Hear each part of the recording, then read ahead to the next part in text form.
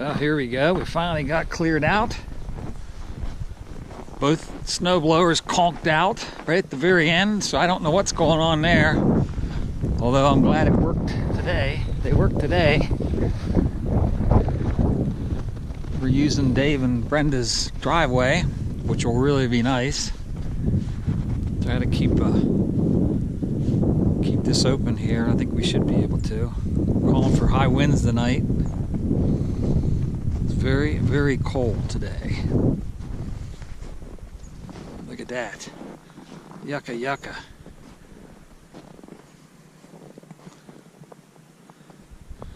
Could be worse. I think we got like 11 inches, maybe 12 inches.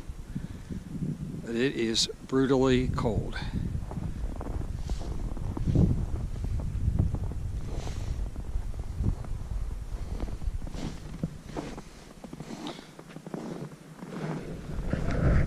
Hope you didn't get anything in Beacon.